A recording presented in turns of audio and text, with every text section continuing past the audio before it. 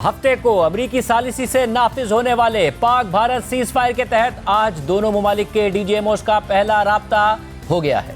Security जराये के मुताबिक पाकिस्तान और भारत के डीजीएमओस के दरमियान हॉटलाइन पर बातचीत का पहला राउंड हो गया है, जबकि अब भी जंगी माहौल जारी रखने पर इसरार करने वाला भारतीय मीडिया खुद मान रहा है कि डीजीएमओस की बातचीत में सीज फायर जारी रखने पर इत्तफाक कर लिया गया है। साथ ही फौरी तौर पर सरहद से फौजियों की तादाद को कम करने पर भी इत्तफाक कर लिया गया है। इसके अलावा आज पाकिस्तान ने ऑपरेशन बुनियानुम मरसूस मुकम्मल होने का बाज़ाब्ता ऐलान कर दिया है और इसे मौरकाए हक का नाम दे दिया है। ISPR ने अपने तफसीली एलामिये में इस कामयाब ऑपरेशन की तफसीलात जारी कर दी हैं। इसके अलावा पाकिस्तान के वज़ीर आज़म शहबाज शरीफ ने तो हफ्ते को ही कौम से खिताब कर दिया था और हालिया टकराव में पाकिस्तान को फतहयाब करार दे दिया था। बैनुल-अक़वामी मीडिया भी यही बयान कर रहा था, मगर भारतीय वज़ीर आज़म नरेंद्र मोदी मुकम्मल तौर पर खामोश थे।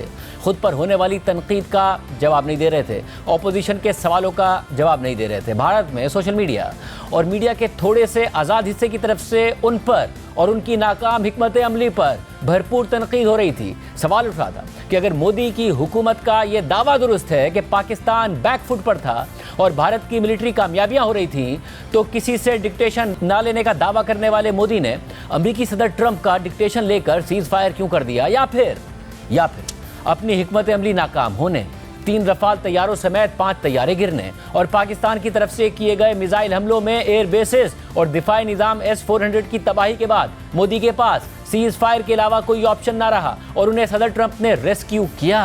अब से कुछ देर पहले वज़ीर आज़म मोदी ने भारतीय अवाम से खिताब किया और दावा कर दिया कि सीज फायर के लिए पाकिस्तान के डीजीएमओ ने राब्ता किया था। साथ ही उन्होंने पाकिस्तान पर किए गए मिसाइल हमलों के जवाब में पाकिस्तान की तरफ से भारत पर किए गए हमलों पर हैरानी का इजहार कर दिया।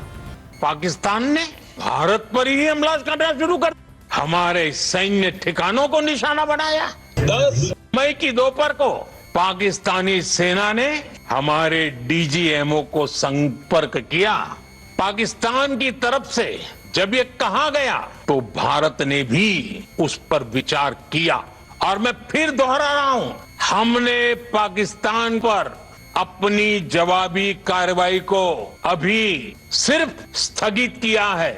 आने वाले दिनों में हम पाकिस्तान के हर कदम को इस कसौटी पर मापेंगे कि वो क्या रवैया अपनाता है।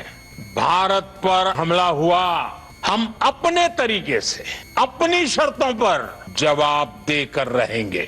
कोई भी न्यूक्लियर ब्लैकमेल भारत नहीं सहेगा। पानी और खून भी एक साथ नहीं बह सकता।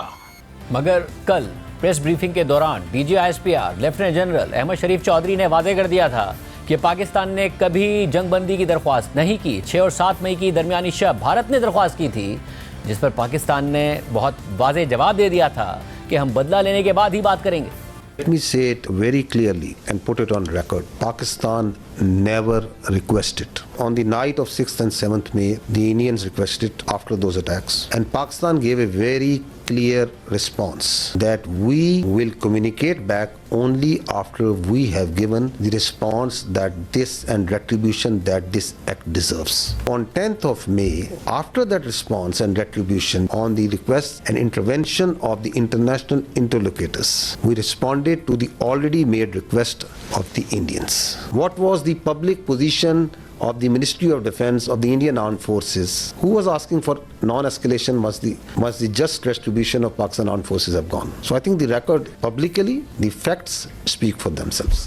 इस बात की तस्दीक इस बात से भी होती है कि जब पाकिस्तान ने जवाब दे दिया, उसके बाद भी खुद भारतीय फौज की तर्जुमान के ने वो बयान दिया जिसमें उन्होंने 10 मई को पाकिस्तानी जवाबी कार्रवाई के बाद कहा था कि भारतीय मुसल्लह फौज कशीदगी में कमी के अपने अज़म को दोहराती हैं। अगर पाकिस्तान कोई कार्रवाई ना करे तो Indian Armed Forces reiterate their commitment to non-escalation provided it is reciprocated by the Pakistan military.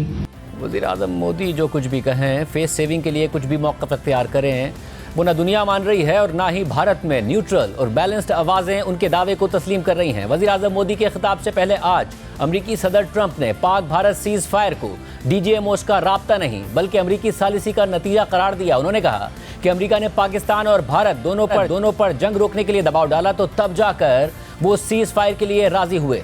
My administration helped broker a full हफ्ते के दिन मेरी इंतजामिया ने बहुत सारे जौहरी हथियारों के हामिल दो ममालिक यानी हिंदुस्तान और पाकिस्तान के दरमियान खतरनाक तनाज़े को ख़त्म करने के लिए मुकम्मल और फौरी जंगबंदी में मदद की, जो मेरे नज़दीक मुस्तकिल होनी चाहिए। वो इस पर बहुत तेज़ी और सरगर्मी के साथ आगे बढ़ रहे थे और बज़ाहिर ये सिलसिला रुकने वाला नहीं था। और मुझे आपको ये बताते हुए बहुत फ़ख्र है कि हिंदुस्तान और पाकिस्तान दोनों की क़यादत ताकतवर लेकिन पुरज़म थी। वो हकीकत में हालात की संगीनी को पूरी तरह जानने और समझने की ताकत, हिकमत और इस्तिकामत के हामिल थे और हमने उनकी बहुत मदद की।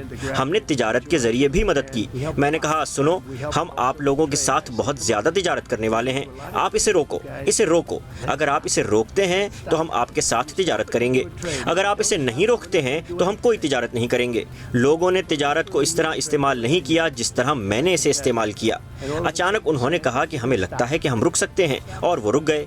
उन्होंने बहुत सारी वजूहात की बिना पर ऐसा किया, लेकिन तिजारत इसमें एक बड़ी चीज़ है।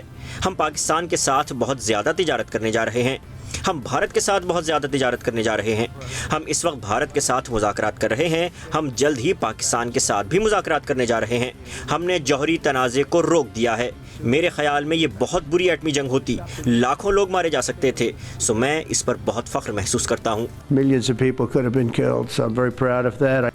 यानी अमरीकी सदर ट्रंप का मौक़िफ़ भारतीय वज़ीर आज़म मोदी के मौक़िफ़ की वाज़ेह तौर पर नफ़ी कर रहा है। अमरीका पाक भारत सीज़ फायर का क्रेडिट ले रहा है, पाकिस्तान अमरीका का शुक्रिया अदा कर रहा है, मगर क्योंकि जहारियत भारत ने शुरू की थी इसलिए वज़ीर आज़म मोदी अपने अवाम के सामने ये हकीकत मानने को तैयार ही नहीं है कि सदर ट्रंप ने सीज़ फायर कराया। दूसरी तरफ आज से पहले मुज़ाकरात की मेज़ पर आने से मुकम्मल तौर पर इनकारी वज़ीर आज़म मोदी ने आज अपनी तकरीर के आखिर में मुज़ाकरात के लिए रजामंदी तो जाहिर की, मगर साथ ही कहा मुज़ाकरात सिर्फ दहशतगर्दी और पाकिस्तानी कश्मीर पर होंगे।